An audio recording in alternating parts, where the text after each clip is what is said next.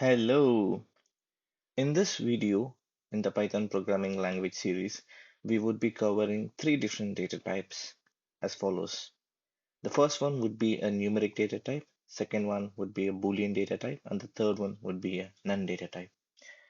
Numeric data type has three further classification as major classifications within Python. One is the integer data type, and the second one is the float data type, and the third one is the complex data type. So integers are a series of numbers, let's say anywhere that does not have a decimal dots, as you can see here, but it can range from negative to positive, including zeros. So let's say I have a number called score, and then I assign a value of 100, or I can probably put it as max score as a value of 100, and then I can say Alex score as 95 out of 100. So now if I do this, then I'm making this variable assigned with an integer value. I would be able to easily check that using the print statement. So let's say I want to check uh, type of max score. Also, I want to check type of Alex score. Then you can see that it is printing as integer type.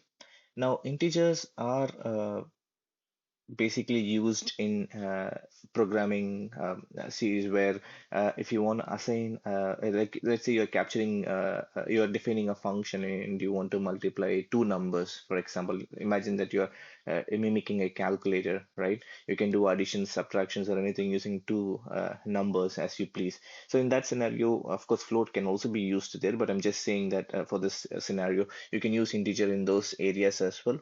Now coming on to the float one, anything with a decimal number, which includes like a dot separated by any number of digits followed by that, would be classified as a float number.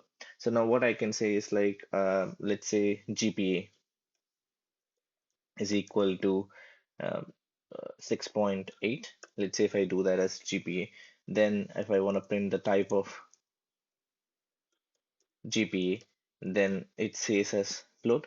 Now, with float, there's also another feature that we can use in print if you want to format that particular string into a reduce the number of digits. Because sometimes, let's say I have a value called some um, value is equal to 1 by 3. Now, if I print that some value, you can see it goes on still zero point 0.3. There are quite a lot of digits that are there. Now instead, if I use print statement and I use the formatting one, and if I say that I want to print some value with only two digits, then it is sort of possible and it sort of restricts that to 0.33 only. If I want to say with five digits, then that is also possible. So with this way, we would be able to print or truncate some of the digits out of the float value within a variable. So now what we can also do is, let's say if I have got 0.625, I mean purposefully making that as 625, because you would be able to clearly see if I round it off to only two digits, then this 625 would change here like this. Now if I say, for example, 626, then as soon as I change that, you can see that it changes to 63 here. So it sort of rounds off if the value is more than 5 on the last digit or the digit that follows, let's say something like that, so that it rounds off and sort of prints it with that particular value. You have quite a lot of mathematical functions that you can use on these data types. Now the other one that I would like to show you is the complex data type.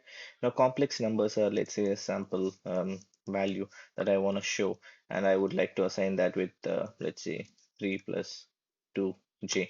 Now, j is a representation, be it a small j or a capital J in Python, is a complex representation. And if I would like to show you guys what is that complex representation, you can see that as complex number.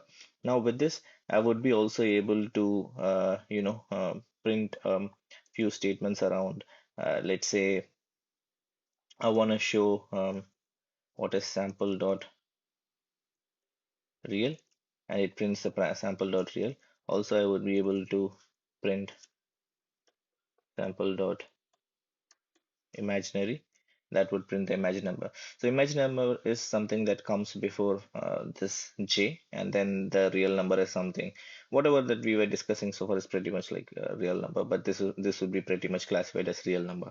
Now this is about the integer or float, or basically the numeric data type in Python. Uh, Unlike other numeric data type, Boolean value only has got two different values, be it like a true or a false. So you can assign, for example, let's say if your user has logged in and you want to track it using is underscore online equal to true, then using this you can, let's say if you're logging into some sort of Facebook Messenger or WhatsApp, if and you see that online tag, you can track it using these sort of variables, and you can check the type of it is online as bool, and you would be able to also do a let's say print statement that says bool and then say 1. It sort of prints 2, and bool of 0 is false. So and any, for example, if I want to say bool of a, again it's going to be like true. So things like these are sort of used in Boolean data types. Likewise, if you want to convert any data types for complex or integer as well, what you can do is like you can use that instead of like bool, you can use let's say a is equal to um, int of 3.4.3, and then b is equal to float of, let's say, 2, and then what I want to say is like c is equal to complex 2 comma 3. Now if I define like this, and if I say print a comma b comma c, then you can see that the first one, it sort of removes this dot, whatever that trails after it, and for the float it classifies that with a 0, and then with complex number, it sort of represents that with 2 plus 3j, as you guys can see here. So likewise we would also be able to use it on the bool statement. Similarly for the none data type, none is nothing but like an absence of a value. So in other programming languages, maybe the closest relationship that we can look at is like null. For example, I can assign a variable and say it is none. That means that uh, there is literally no value that is mapped against it. And let's say I want to check type of a, it's going to print as none type. And also let's say I want to display a value called as something equals print of, let's say I'm printing this, and then I want to print something here. You can see that it is also returning as a none data type. So basically any functions that are written within Python that does not have a return statement would have a none data type assigned against it. So that's how these things would be tracked. And you can also check type of something here if you want to do so in the on the print statement. Again, I'll do that here to check what it is, and then you would be able to basically check that none type. So these are basically the different other data types that would there. In the other videos, we will be covering about what sort of operations that we can perform on these data types. I'll cover that as part of another video. I hope you guys enjoyed the video. Subscribe to the channel would be amazing, and please do share with your friends and family if you like the video. Thank you.